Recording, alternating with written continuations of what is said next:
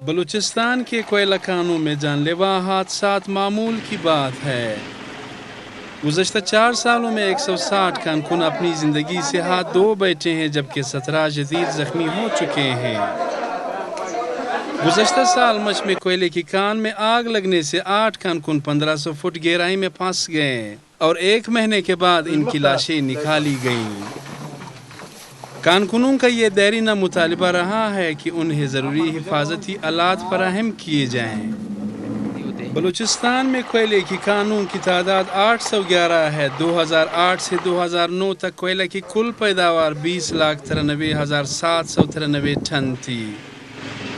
سرکاری ذرائع کے مطابق اس وقت 40,000 سے زائد افراد کا روزگار اس صنعت سے وابستہ ہے۔ کان مالکان اپنی ذمہ داریاں پوری نہیں کر رہے اور متعلقہ سرکاری حکام بھی یہ گوارا نہیں کرتے کہ کمپنی مالکان پر زور ڈال کر ان حفاظتی قوانین کے نفاذ کو یقینی بنائیں۔ حکومت اور کمپنی مالکان کی لاپرواہی کی وجہ سے ان کانوں میں جان لیوا حادثات ایک معمول بن چکے ہیں۔ ان غریب کارکنوں کا مطالبہ ہے کہ حکومت اور کمپنی مالکان ایسے حفاظتی اقدامات کرے تاکہ کسی حادثے کی صورت میں بھی جانی نقصانات کم سے کم ہو۔ کارکن کی زندگی کا کوئی لمحہ خطرے سے خالی نہیں ہوتا۔ اکثر تو ان مزدوروں کو ہزاروں فٹ زیر زمین جانا پڑتا ہے اور بلوچستان کی کانوں میں آکسیجن کی کمی اور حفاظتی آلات بھی نہ ہونے کے برابر ہیں۔ سورنج میں واقع کانوں میں کام کرنے والے اکثر کارکنوں کا تعلق سوات سے ہے، جو اس پہاڑی علاقے میں مٹی اور پتھر سے بنے ہوئے خستحال کمروں میں اپنی زندگی بسر کرتے ہیں۔ یہ کارکن زندگی کی بنیادی ضروریات سے بھی محروم ہیں۔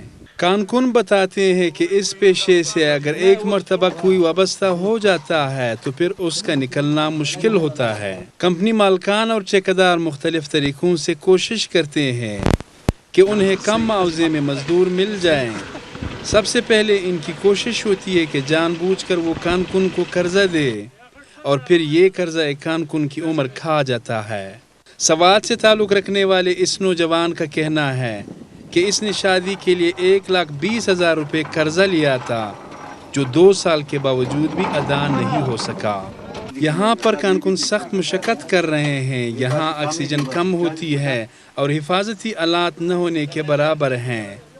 کسی حادثے کی صورت میں ان کارکنوں کا نکلنا مشکل نہیں بلکہ ناممکن ہے۔